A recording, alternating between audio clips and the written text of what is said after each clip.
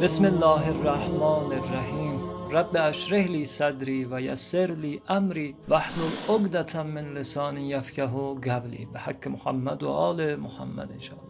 سلام و عرض ادب خدمت برادران عزیز و خواهران گرامی. انشاءالله طبق فرموده حضرات ائمه اطهار علیهم السلام احکام شجیات نماز رو خواهیم آموخت و چاره از این شج که در نماز بهمون عارض میشه رو خواهیم کرد.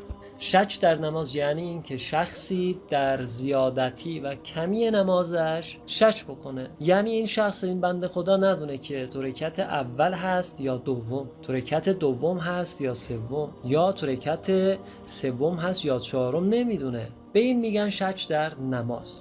دوستان عزیز، قبل از اینکه وارد احکام شجیات نماز بشیم خدمتتون اینو عرض کنم که در مبحث شجیات نماز شبهه‌ای شایع شده و خطایی در احکامش صورت گرفته که سید والا مقام سید حسین عرب باقی رحمت الله علیه با فقاهتش طبق احادیث صحیحه شبهه و خطای صورت گرفته رو رفع و اصلاح کرده. خب این شبهه، این خطایی که به احکام شجیات نماز داخل شده چی هست؟ شبهه وارده اینه که هر کس در نماز صبح و نماز مغرب و در 2 رکعت اول از نمازهای 3 و 4 رکعتی شک کنه نمازش باطله و اعاده نماز هم واجب، در حالی که طبق فرموده حضرات معصومین علیهم السلام حکم مسئله به غیر این است. دوستان به صراحت میتونم بگم که تمام احادیثی که در باب احکام شجیات نماز اومده هر تک به تکشون دلیل بر رفع این شبهه است. دلیل بر این هستند که در تمام نمازها، چه نماز صبح، چه نماز مغرب، چه نماز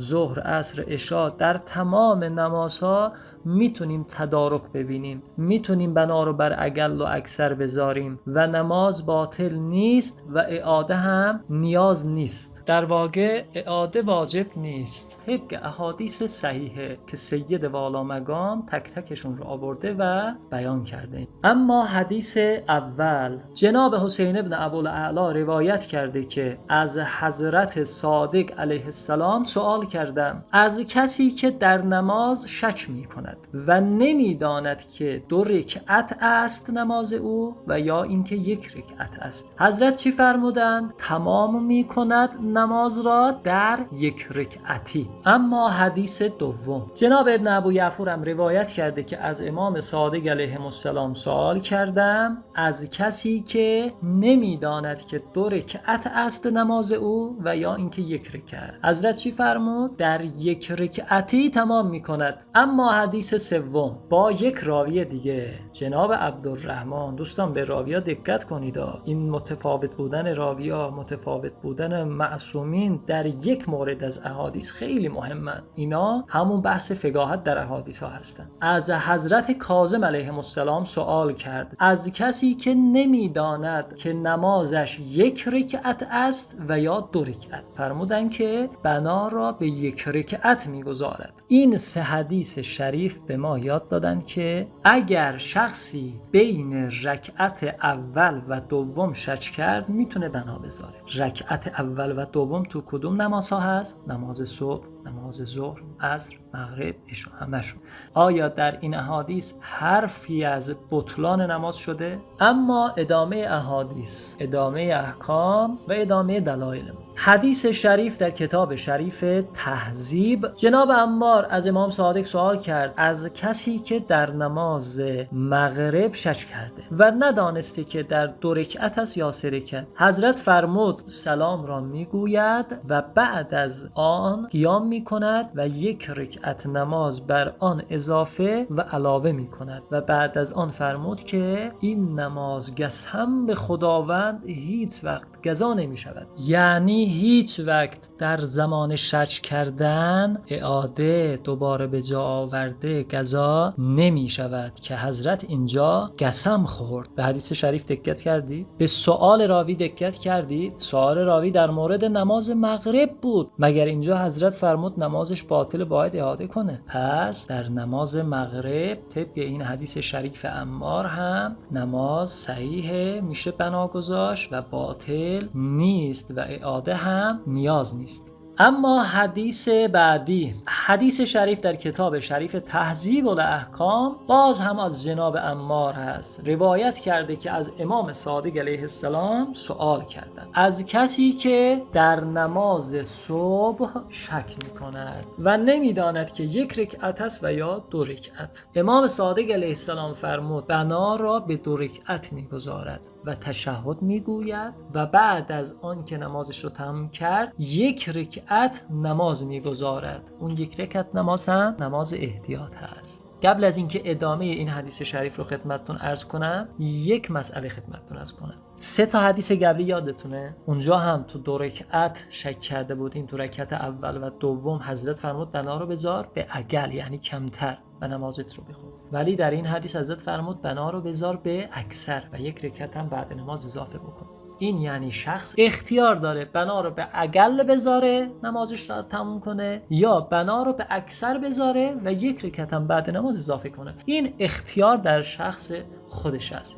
اما ادامه حدیث شریف، هرگاه اصل نماز او 2 رکعت بود، این 1 رکعت نافله می شود. یعنی چی؟ یعنی اگر اصل نمازش 2 رکعت بود، یعنی شکش بیجا بود، این 1 رکعت نمازی که بعد نماز احتیاطی که خونده، این براش نافله میشه، مستحب میشه، ثواب میشه و تو نامه اعمالش نوشته میشه. اما اگر اصل نمازش 1 رکعت بود، این 1 رکعتی که بعد از نماز خونده، 1 رکعت نماز احتیاط، اصل نماز صبحش رو کامل و تمام میکنه. پس زمانی که بنا رو به اکثر میذاریم، باید اون 1 رکعت رو بعد از نماز بخونیم. خب دوباره جناب عمار در ادامه این حدیث شریف سوال کرد از امام صادق که ابن رسول الله، اگر آن شخص در نماز مغرب شک کند و نداند 2 رکعت است و یا 3 رکعت شه. الان دیگه داره از نماز مغرب میپرسه، بین رکعت دوم و سوم. حضرت فرمود بنا را به 3 رکعت میگذارد و تشهد میگوید و بعد از نماز قیام میکند و 1 رکعت نماز میگذارد. دوباره حضرت فرمود و هرگاه اصل نماز 3 رکعت بوده، این 1 رکعتی که اضافه کرده بعد نماز بهش نافله میشه، ثواب میشه. اگر 2 رکعت بوده اصل نمازش، این 1 رکعتی که بعد نماز خونده نمازش رو تموم و کامل میکنه.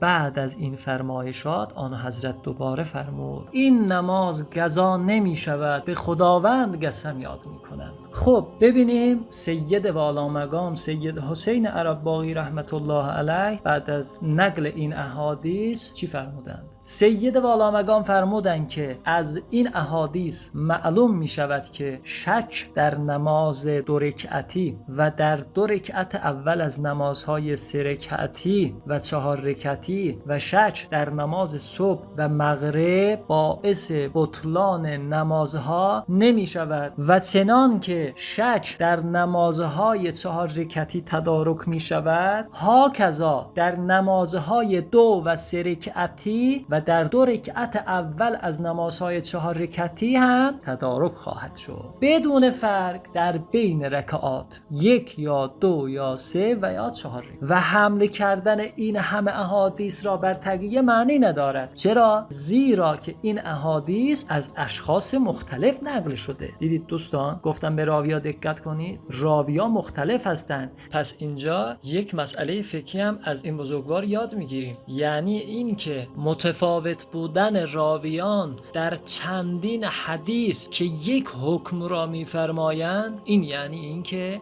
تقیه در آنها نمیتواند باشد. دوباره بزرگوار در ادامه فرمود و علاوه بر این که اصلا تقیه معنی نداره، علاوه بر این قسم یاد کردن امام علیه السلام چه معنی دارد بر صحابه خود؟ در نزد آن حضرت در وقت این حدیث پادشاه مخالف نبوده و ترسی از او نداشته که به او قسم یاد کند و تقیه نماید. دوباره سید والا مقام فرمود که در مقابل این احادیث در کتب اربعه احادیث بسیار است که وقتی که کسی در دو رکعت اول نمازهای 4 رکعتی شک بکند و یا در نماز 2 رکعتی و یا 3 رکعتی شک کرد، آن نماز را اعاده نماید. بله این احادیث هست. یا اینکه در 2 رکعت اول از نماز 4 رکعتی و در نماز 2 رکعتی و 3 رکعتی شک نمی کند. بله این احادیث هم هست. پس آن احادیث حمل می شود بر مستحب بودن اعاده، نه به وجوب آن، به قرینه این احادیث مذکوره.